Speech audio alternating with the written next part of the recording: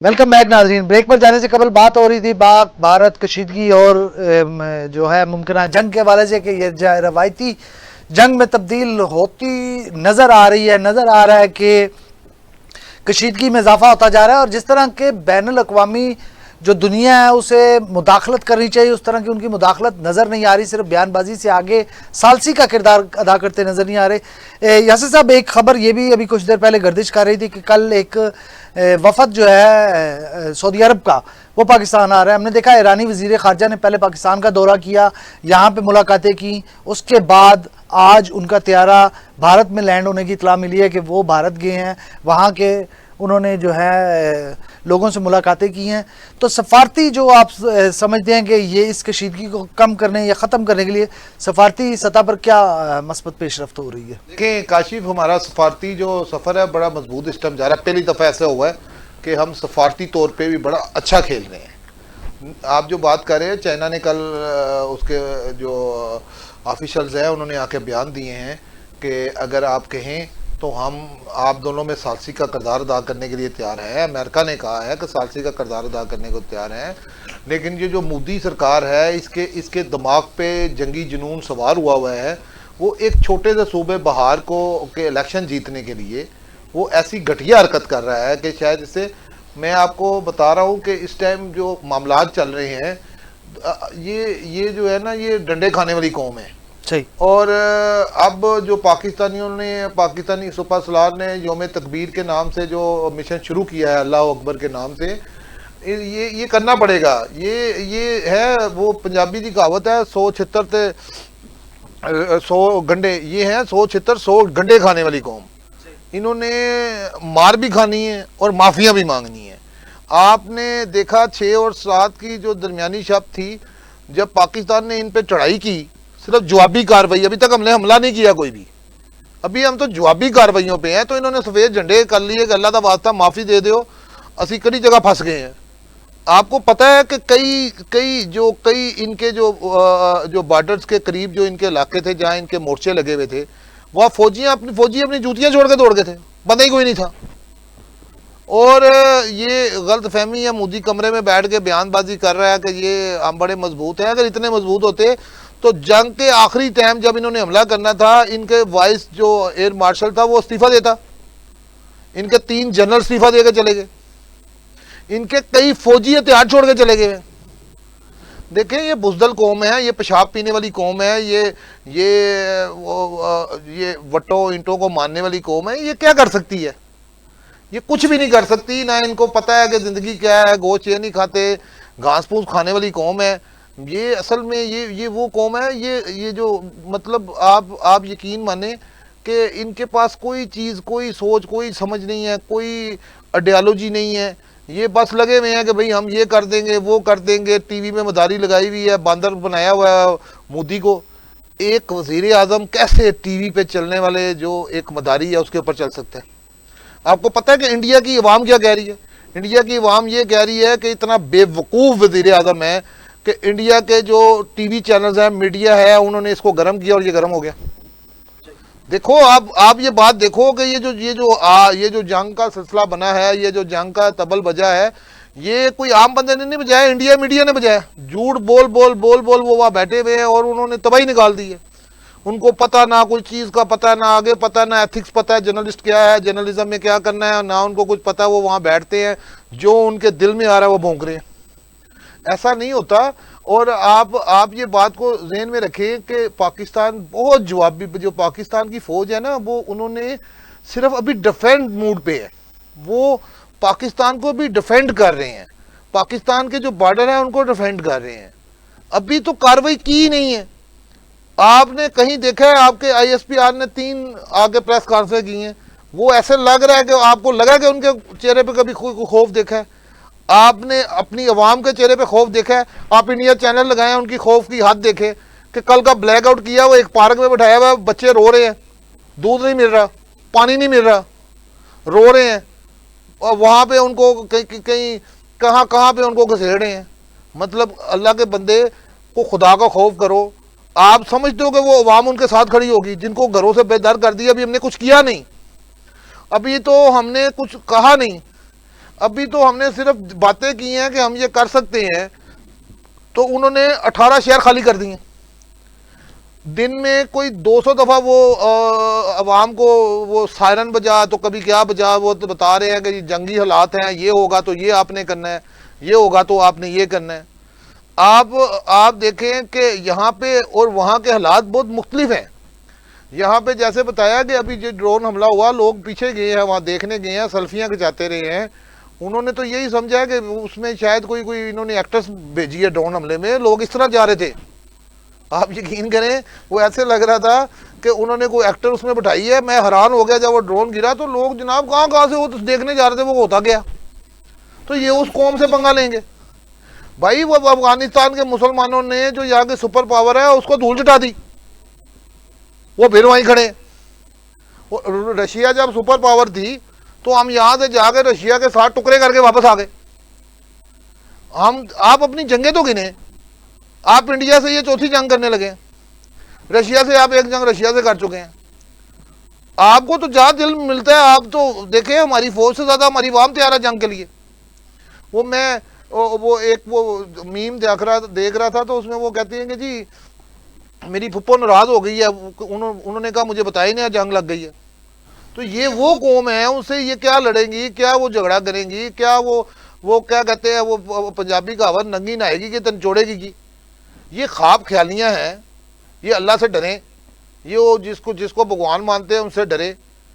कहीं अभी तो तबल बजा है, वहाँ पे झूठा प्रोपोगंडा शुरू हो गया कि जी पाकिस्तान ने हमला कर दिया है, पाकिस्तान ने ये कर दिया।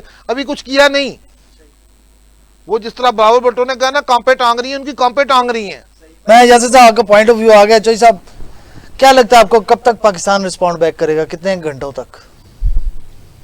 राय साहब, पाकिस्तान को मेरे ख्याल में इतनी जल्दी नहीं करनी चाहिए, और कितनी देर करनी चाहिए, एंजॉय करना चाहिए। देखे ना, देखिए आपके शहरों में 25 ड्रोन घुस गए हैं और कितना इंतजार है। सर, जिस तरह यासर साहब ने अभी आपको बताया हुआ है कि वहां की चीखें आपको इस्लामाबाद में सुनाई दे रही हैं, सही, सायरन बज रहे हैं, लोग जो है भाग रहे हैं, डर खौफ, और खुद उनके लोग उठ के अपनी हुकूमत को बुरा भला कह रहे हैं।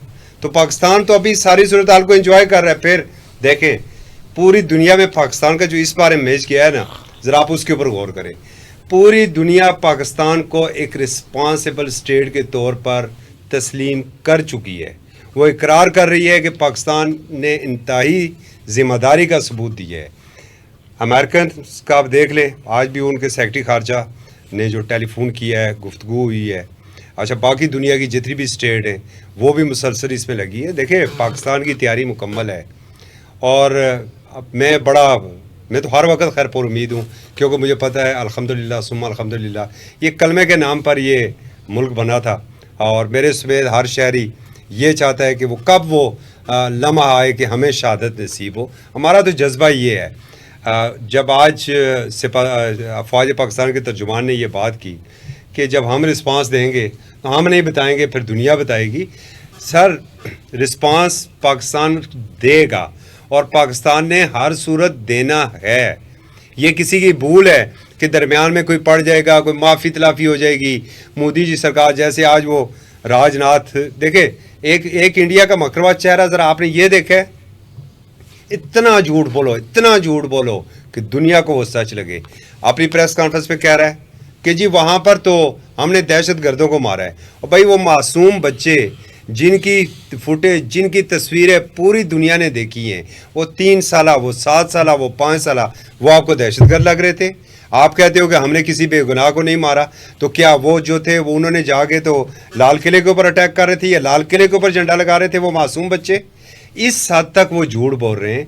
पाकिस्तान ने जवाब देना है, पाकिस्तान का जवाब तैयार है, मुकम्मल तौर पर जवाब तैयार है और इंडिया को लग पता जाएगा। देखें, इंटरनल एक बड़ी प्रॉब्लम है इस वक्त मोदी सरकार को और मोदी सरकार की फ़ौज को।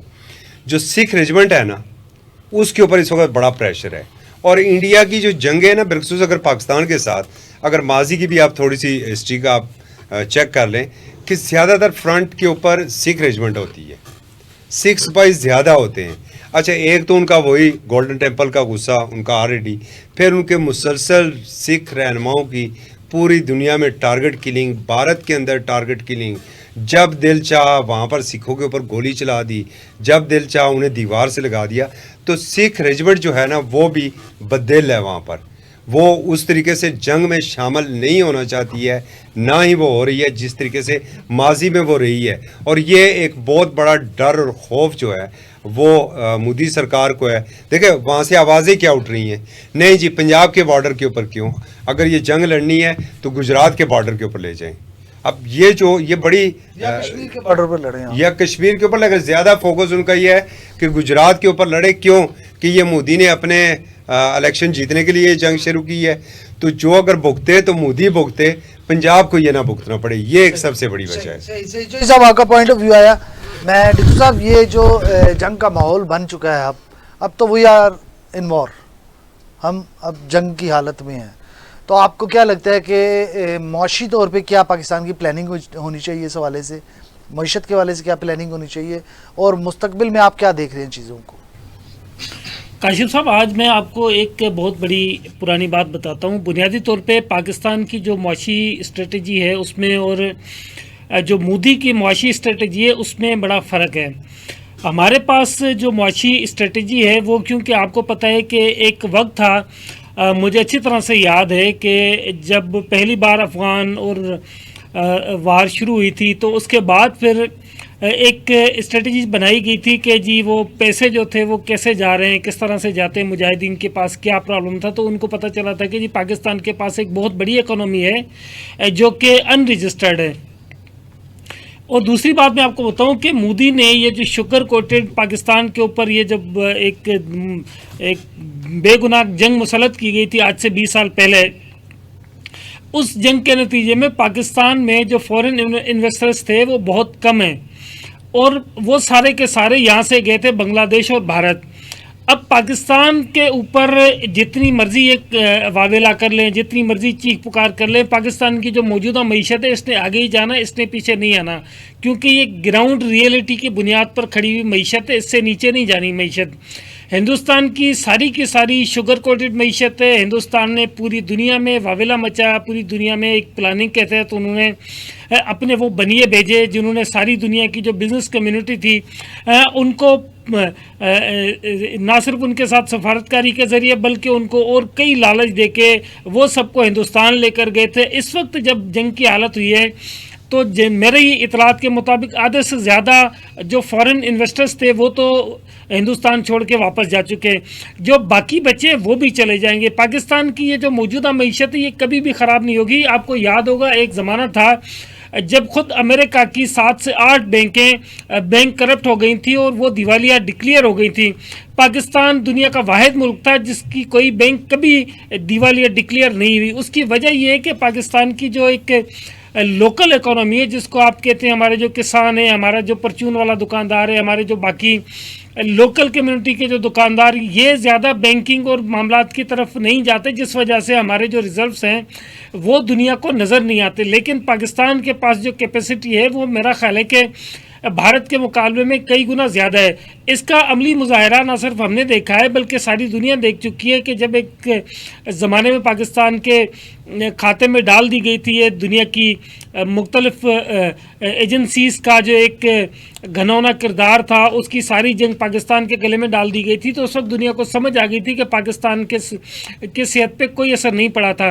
दूसरी बात मैं आपको बताऊं कि आज की तारीख में, जैसे अभी असगर चौधरी साहब ने तो कहा कि पाकिस्तान को जल्दी नहीं करनी चाहिए, मैं समझता हूं कि पाकिस्तान को बिल्कुल जल्दी करनी चाहिए, क्योंकि मोदी के साथ जितनी जल्द हिसाब किताब निपटा लिया जाए वो ना सिर्फ पाकिस्तान की अवाम के लिए अच्छा है बल्कि हिंदुस्तान में रहने वाले जो बेगुनाह लोग हैं उनके लिए भी अच्छा है। क्योंकि ये पागल शख्स है, खुद तो खुदकुशी करेगा ही करेगा, ये साथ में 2-4 और भी साथ ले जाएगा। इससे बेहतर है कि इंसानी जान को बचाने के लिए पाकिस्तान को थोड़ी हिम्मत करनी चाहिए, ताकि मोदी का जो बाकी बचा कुचा एक फिल्म है, जो ड्रामा है, या जो आखिरी उसने 2-4 किस्सें बचा के रखी वो भी ख़त्म हो जाए, ताकि दुनिया को पता चल जाए कि मोदी क्या चीज़ है और मोदी के साथ हुआ क्या, ताकि दुनिया बाकी भी पाकिस्तान के बारे में सोचते हुए जो थोड़ा सा एहतियात करे। इस वक्त अगर आप देखें सारी दुनिया का जो फोकस है वो हिंदुस्तान और पाकिस्तान है।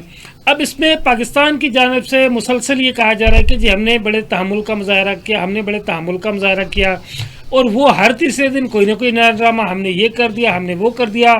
ऑपरेशन सिंदूर लॉन्च किया, उसके बाद फिर सिंदूर 2 लॉन्च कर दिया। अब ये सिंदूर के चक्कर में वो सही कहते हैं कि जी वो सिंदूर की उन्होंने जो शादी की वो सारी विधवा हो गई। अब उस विधवा की वो दोबारा शादी करने के चक्कर में फिर वो दोबारा विधवा होगी। तो इससे बेहतर है कि अब पाकिस्तान इसका सख्ती कर दें, अब उसकी सख्ती कर दें, जान छुड़ाएं। जान छुड़ाएं। तो सही इतने- सही सही आपका पॉइंट ऑफ व्यू आ गया। अभी जैसे एक चीज़ सर सिर्फ एक चीज़ मैं शेयर करना चाहता हूँ। अभी धर्मशाला जो है वहाँ पर उनका IPL चल रहा है, और आपसे ये चंद लम्हे पहले एक खबर आई है कि वहाँ की लाइट्स ऑफ कर दी गई हैं। आपको पता है कि IPL है, इसके ऊपर अरबों रुपए की इन्वेस्टमेंट होती है। तो मोदी की ये जो सोच है ये भारत को तबाही की जानब लेके जा रही है। दूसरा सर मैंने ये कहा कि देना हमने लाजमी है जवाब, अभी सिर्फ हम थोड़ा सा इंजॉय के मूड में हैं।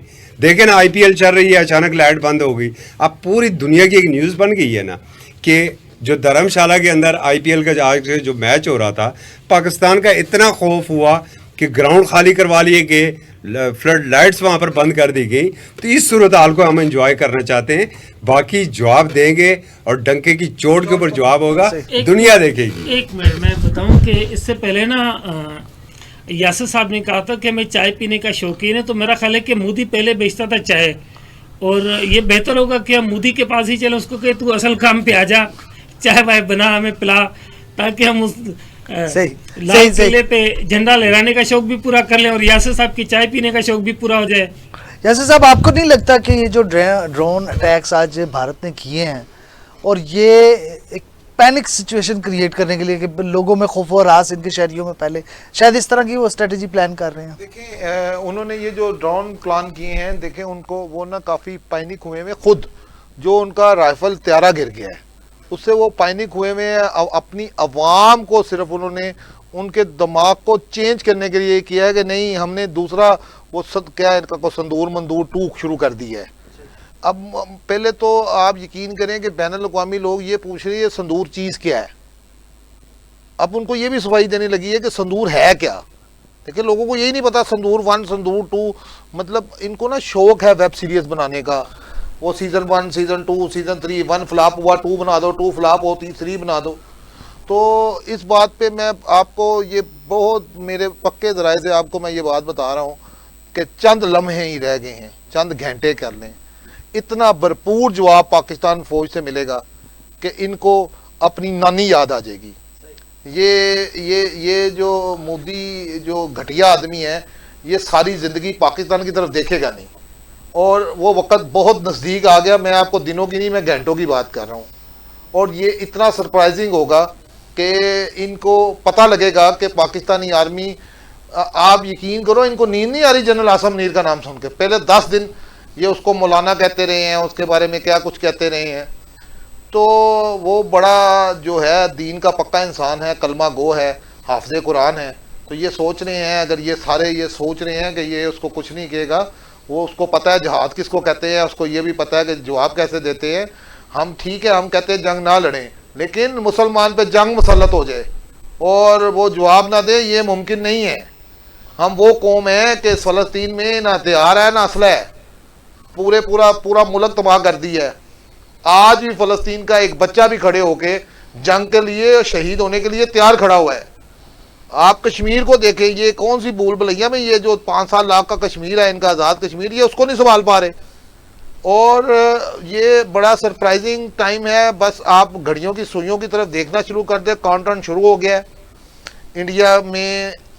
इंशाल्लाह ताला दोबारा कह रहा हूँ, इंडिया में दिल्ली में बैठ के चाय पियेंगे। सही हो गया। अपना वफ़ाकी वज़ीर दिफा भी कह रहे हैं चौधरी साहब काउंटडाउन शुरू है। सर काउंटडाउन बिल्कुल शुरू है। मैं एक चीज़ यासर भाई की बात को मैं सेकंड करूंगा, और ये मेरे दिल की आवाज़ है और मुझे 100% ये यकीन है। देखें सिपा सलार हाफिज़ कुरान है, उनके सीने में कुरान का नूर है और निशाना बनी है मसाजिद। एक हाफिज़ कुरान अगर उसका अपने किसी असासा निशाना बनता तो शायद वो माफ़ कर देता, शायद वो भूल सकता था। वो मसाजिद को नहीं भूल सकेगा, निशाना होगा और बड़ा टिका के निशाना होगा। सर देखें इन्होंने करना क्या है बेसिकली, ये इंडिया जो चल रहा है ना, ज़्यादा अपनी फिल्म इंडस्ट्री के ऊपर जो है इंडियन इकानमी चल रही है। अच्छा, वो पहले जो है कि इन्होंने सो कार्ड कह रहे थे जी कि हमने स्ट्राइक की है जी, घुस के मारा है अंदर, उसके ऊपर कितनी फिल्में बनी हैं। तो इनका ये था कि चलें हम ये काम करेंगे, उसके बाद हमारी 8-10 फिल्में इसके ऊपर बन जाएंगी, हमारी वाह वाह हो जाएगी, बल्ले बल्ले हो जाएगी। अगलों ने उसी वक्त रख के जवाब दे दिया, और जिसके ऊपर बहुत ज़्यादा मान था वही ना उड़ सका, वही ज़मीन बोस हो गया। तो अब ये बाकी, और ये जो ड्रोन उन्होंने दिन में भेजे थे ना सर, ये एक तो उन्होंने अपनी आवाम को बिल्कुल थोड़ा सा मुतमिन करने की कोशिश की थी, लॉलीपॉप दिया कि उनका थोड़ा सा मोराल ऊपर हो जाए, क्योंकि पूरी दुनिया आप कह रही है ना चलें, आप ना माने कि हमारा कोई त्यारा नहीं गिरा है, लेकिन अब CNN कह रहा है, BBC कह रहा है, फ्रांस की इंटेलिजेंस कह रही है, वो खुद कह रही है, ठीक है। तो वो अजमियत मिटाने के लिए आपने कहा चलें जी ड्रोन भिजवा दें। अब 35,000 फुट की बुलंदी के ऊपर वो ड्रोन है, लेकिन पाकिस्तान ने उसे भी ज़मीन बोस कर दिया, वो भी आपको मुंह की खानी पड़ी। एक तो नहीं, पूरे 25 को मामूली फिगर नहीं है सर। तो बिल्कुल वज़ीर दफ़ा ने बिल्कुल ठीक कहा है, और मैं यासिर भाई के बात से इतफाक़ करता हूँ। यकीनन इनका बड़ा मुसद्दक़ा सोर्स होता है, और वो चंद घंटे, और मुझे भी लग रहा है कि आज की रात बड़ी लंबी रात है इंडिया के लिए। सही है। रितु साहब, एक आखिरी मिनट है, आपका ओपिनियन चाहूँगा कि आज की रात हिंदुस्तान के लिए तारीख में याद रखेगा हिंदुस्तान? देखिए, उम्मीद तो ऐसी है कि हिंदुस्तान आज की रात को तारीख में याद रखेगा। नहीं, वो असल में स्ट्रेटेजी की बुनियाद पे ही ये हमले या इस तरह की चीज़ें प्लान की जाती हैं। तो ये ज़रूरी नहीं कि अभी हो, या आधे घंटे बाद हो, या 2 दिन बाद हो।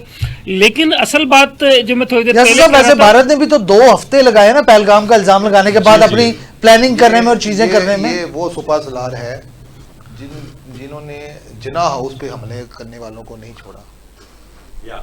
ये वो सुपर सलार है जिन्होंने जिना हाउस पे हमला हुआ है ना, तो माफी नहीं दी।